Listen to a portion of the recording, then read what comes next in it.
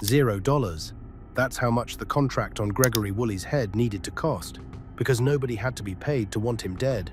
3 organizations, 3 different reasons.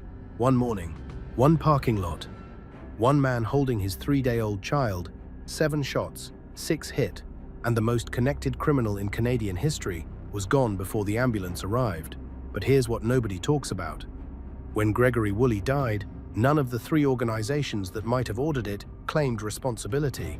None retaliated against the others. None even publicly acknowledged what happened. 300 people showed up to his funeral. Hell's Angels in full colors. Mafia in dark suits. Street gang leaders standing 10 feet from the men they'd been shooting at for years. Nobody threw a punch. Nobody said a word. Nobody moved. That silence told investigators everything. This wasn't one organization eliminating a rival. This was all of them, together, agreeing that the one man who connected them all had to disappear. The question is why? And the answer starts not in Montreal, not in a biker clubhouse or a mafia boardroom. It starts in Haiti in 1972, under a dictatorship, in a family that had nothing. Haiti, Saint Michel, and the boy who understood power early, Gregory Woolley. His parents fled Haiti during Jean-Claude Baby Doc Duvalier's regime, a government built on torture, disappearances, and the systematic murder of anyone who asked questions. They came to Montreal with no money, no language, no connections. They settled in Saint-Michel, northeast Montreal, the poorest neighborhood in the city. The kind of place where the buildings are tired and the options are few, and young men figure out very fast which direction power runs. Woolley figured it out before most.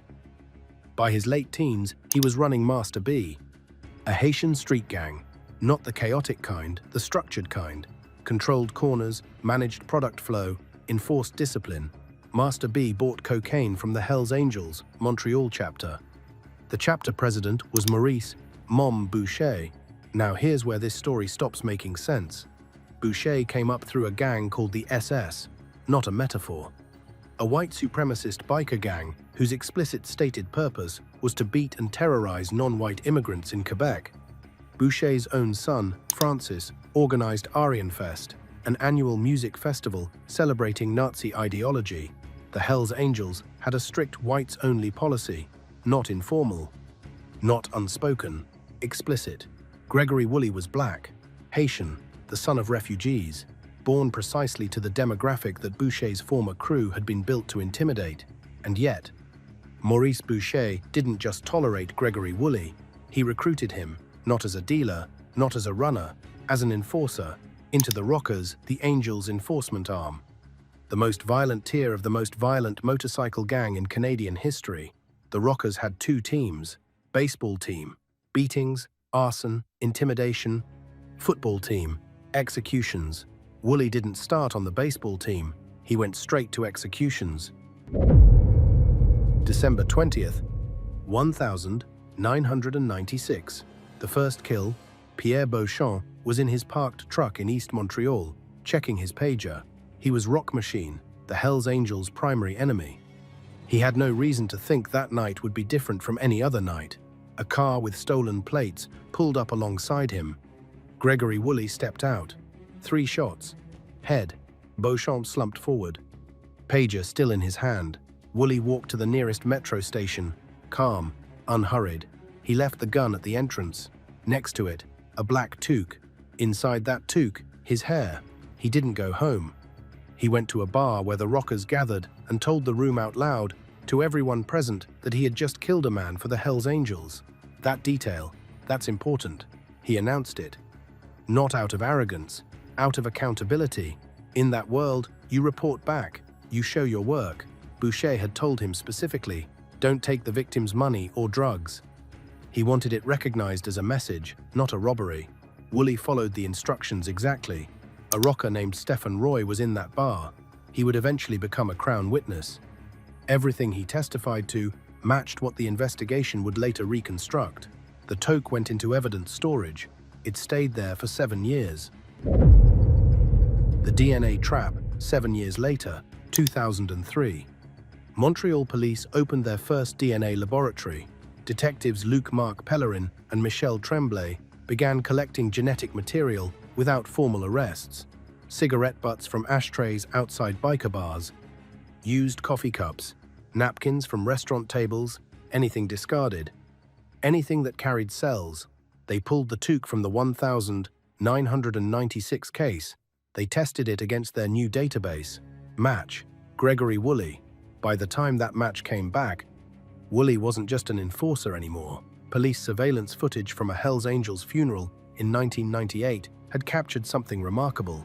Woolley, mid-20s, Rockers member running security, giving direct orders to Francis Boucher, Maurice Boucher's son, the son of the man who ran the most feared criminal organization in Quebec, taking orders from a Haitian immigrant who grew up in Saint-Michel.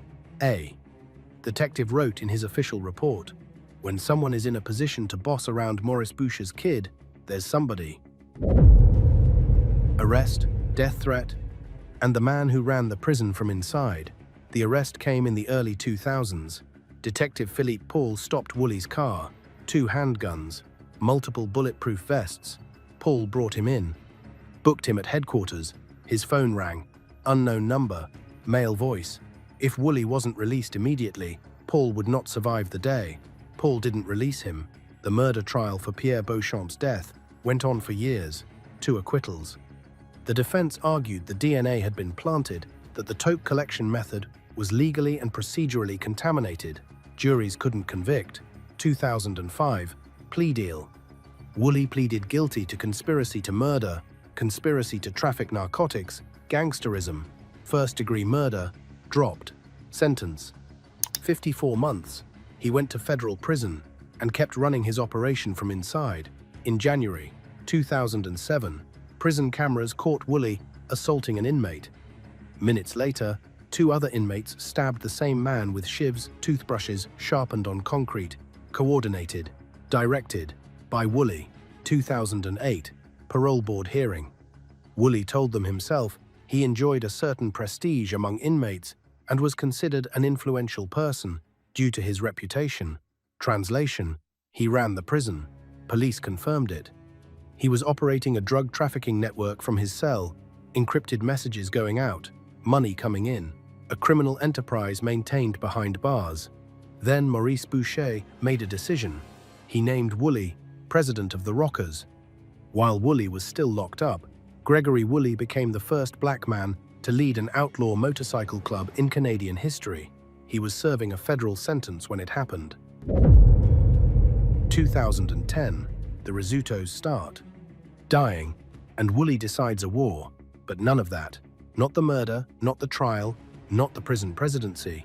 None of it explains why 3 of the most powerful criminal organizations in Canada would eventually conspire to kill him. For that, you need to understand 2010 and what happened to the Rizzutos. The Rizzuto family was the dominant organized crime force in Quebec.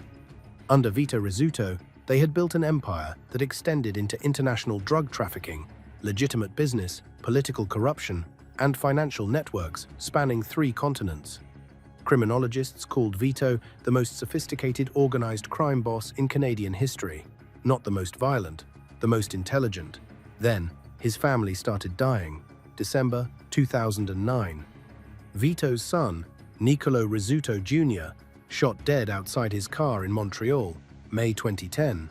His brother-in-law, Paolo Renda, kidnapped in broad daylight outside a coffee shop in Laval. Never seen again.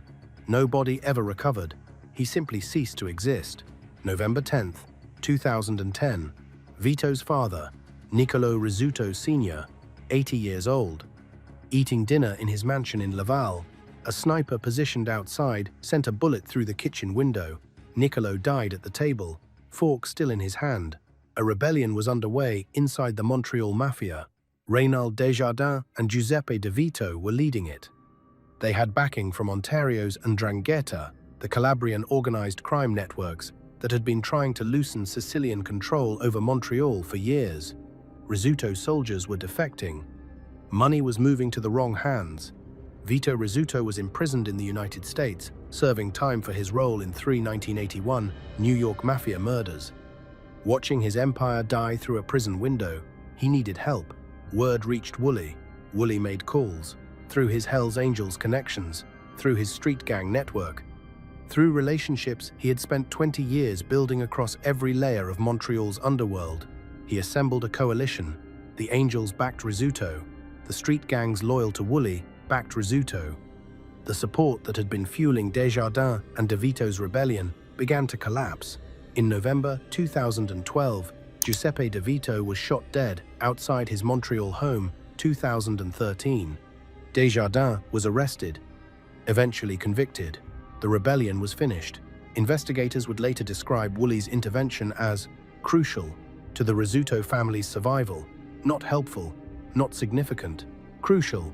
Without Gregory Woolley making those calls, the Rizzuto empire likely dies in 2010. Vito Rizzuto knew it.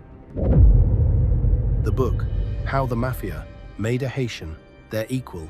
He was released from American federal custody in 2012, returned to Montreal, and spent his final year rebuilding. Before he died of natural causes in December 2013, he gave Woolley something that no outsider had ever received. He gave him the book. The book is the Montreal Mafia's system for illegal sports betting and loan sharking.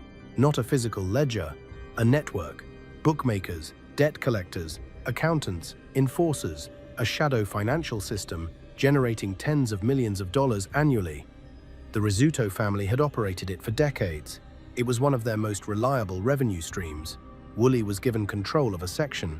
Annual revenue from his portion, $15 to $20 million. His cut, 10%, between $1.5 million and $2 million per year.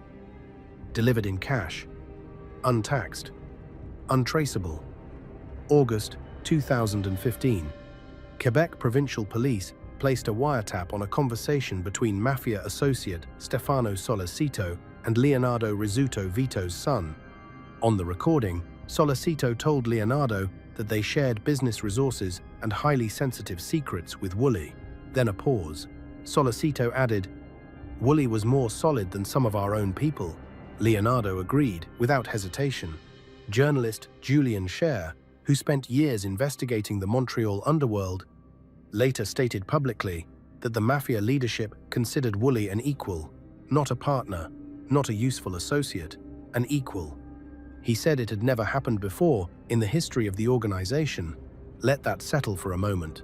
A black man from Haiti's poorest neighborhood, whose parents fled a dictatorship with nothing, who grew up in Saint-Michel with no connections and no inheritance, was considered a peer-level figure by the Sicilian Mafia, an organization that had structured itself around ethnic exclusivity for generations. He didn't buy it. He didn't marry into it. He built it. 30 years of violence, loyalty, and a kind of political intelligence that most people in that world don't live long enough to develop.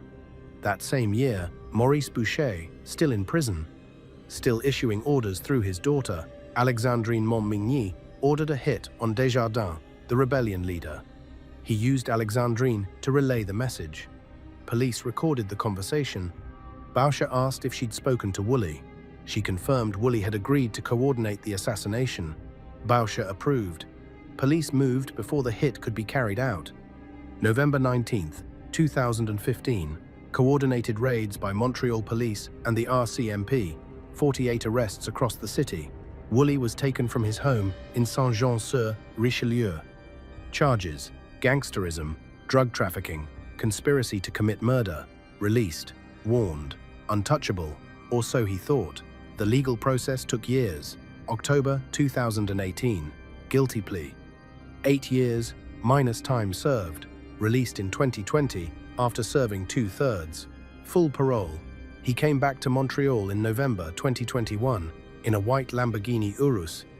He moved into a $3.8 million mansion. He got engaged to Christelle Huot, a Quebec reality television personality. He lived openly. The car was visible from the street. The address wasn't hidden. He was not hiding. May 17, 2022, 11:45 p.m. A vehicle drove past Woolley's mansion and fired multiple rounds into it. No injuries. August 3, 2022, 2:30 a.m. His detached garage was set on fire. Arson confirmed. Destroyed completely. August 9, 2022. 3:15 a.m. His neighbor, 2 houses down, was woken by gunshots. Wrong address. Close enough. Detective Philippe Paul, now retired, went public. He said Woolley had received repeated warnings. That Woolley was one of the main targets for criminal activity in Montreal that year. That police had explicitly told him there was a price on his head. Woolley didn't leave Montreal. He kept the car. He kept the house. He stayed visible. Was it confidence? Was it denial? Or did he simply believe that 30 years of being untouchable made him something different from other men? In November 14, 2023, his fiancée gave birth. 3 days later, they had a follow-up appointment at a maternity clinic. The parking lot, 10:30 a.m. Vallée des Forts Health Center, Saint-Jean-sur-Richelieu, Quebec. Woolley stepped out of the white Lamborghini Urus with his wife. She was carrying their 3-day-old child. The shooters were already in position. 7 shots. 6 bullets struck Woolley. His wife and the infant were unharmed physically. The shooters were in a black SUV. They were gone before the first 911 call connected. Paramedics arrived. He was transported to hospital, pronounced dead approximately 1 hour later, 45 minutes after that. A black Range Rover was found fully engulfed in flames at the corner of Sebastopol and Favard Streets in Pointe-Saint-Charles, Montreal. Forensic teams sifted through the remains. No fingerprints, no DNA, no plates, nothing. Quebec Provincial Police took over. Organized crime links confirmed. No arrests that day, no arrests since. 5 theories. 1 truth. No proof. Rival street gangs eliminating a dominant player. Possible, except the execution was too clean, too coordinated. Street gangs in Montreal don't plan operations at this level. They don't burn vehicles this thoroughly. They don't vanish this completely. Internal Hells Angels. Power struggle. Also possible. Woolley was the anomaly. They'd never resolved a non-white, non-member, holding real influence over their street distribution. But removing him meant collapsing the very network that fed their revenue. That's not business. That's self-destruction. Rizzuto family retribution. The Leonardo Rizzuto faction moving against someone who had become a liability? Woolley knew their financial architecture. He knew the routes, the names, the contacts. If he was ever pressured again by police, the damage he could do was incalculable. Ontario and Drangheta payback. The Calabrian families that backed Desjardins in 2010 had lost significant power and money because of Woolley's coalition. Italian organized crime operates on a very long timeline. A decade of patience isn't unusual. Coordinated removal, all of them. Every organization that had ever benefited from Woolley simultaneously concluded that the risk of keeping him alive outweighed the cost of losing him. He knew too much. About all of them. His continued existence was a shared vulnerability.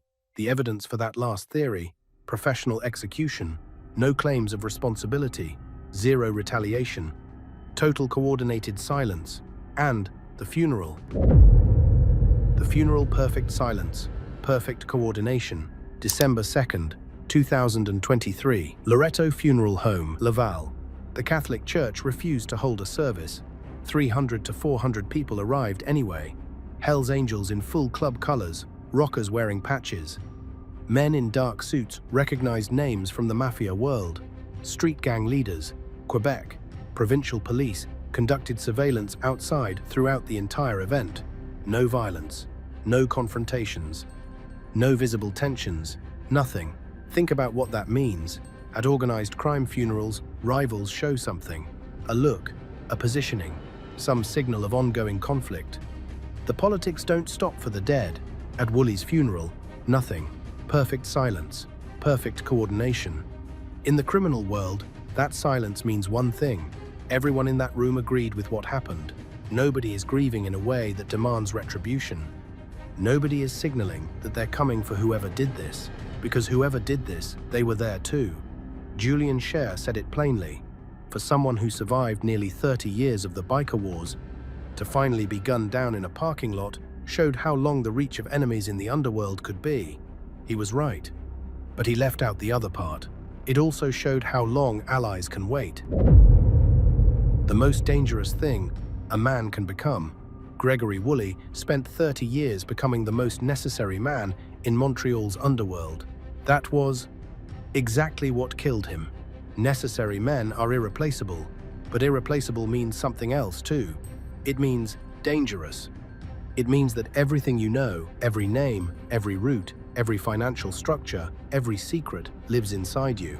And if you ever decide to use it differently, if you ever cooperate with police, if you ever choose one organization over another in a moment of pressure, the damage is catastrophic and permanent. The people who benefited most from Woolley's existence were also the people most threatened by his survival. He was the bridge between three criminal ecosystems. Being the bridge meant he served multiple masters, and multiple masters means no single organization ever fully trusted him. Not completely. Not enough. His greatest skill was his fatal vulnerability. The execution in front of his 3-day-old child violated every code organized crime has maintained for generations. You don't touch family. You don't create scenes that guarantee maximum law enforcement response. You don't do it at a maternity clinic on a Tuesday morning, unless you want the message to be exactly that loud. The old rules are gone. Whatever comes next operates on different terms, more ruthless, less structured. The framework, Woolley held together imperfect, violent, but functional, is gone. What replaced it is rawer, more unpredictable, and far more dangerous for everyone who lives inside it and outside it. All that remains, an open case and no answers. His killers are free. His wife and child remain in protective custody. The investigation is open. No arrests, no charges, no named suspects. 3 pieces of evidence remain active: a burned Range Rover, a white Lamborghini Urus, and a black toque recovered from a metro station entrance in December 1996 that sat in storage for 7 years before anyone could read what was inside it. 3 crimes, 3 decades. One man, one question that may never be answered. Was Gregory Woolley killed for what he did or for what he knew?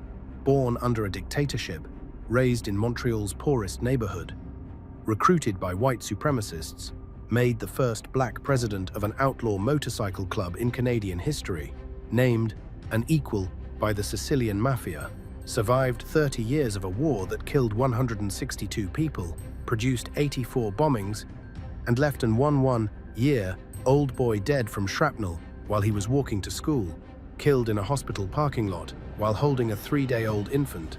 Gregory Picasso Woolley built a masterpiece. He proved that barriers are not fixed, that a person from nothing can build something that 3 criminal empires depend on. That competence and violence and a kind of ruthless loyalty can open doors that bloodlines and inheritance cannot. Like all great art, his work was admired, feared, and eventually destroyed by the people who could no longer control it. As of today, no one has been charged with executing the most connected criminal in Canadian history while his newborn child watched. The case is open, the killers are free, and somewhere in Montreal, 3 organizations that should be at war with each other are sitting quietly, saying nothing, waiting to see what comes next. The silence continues.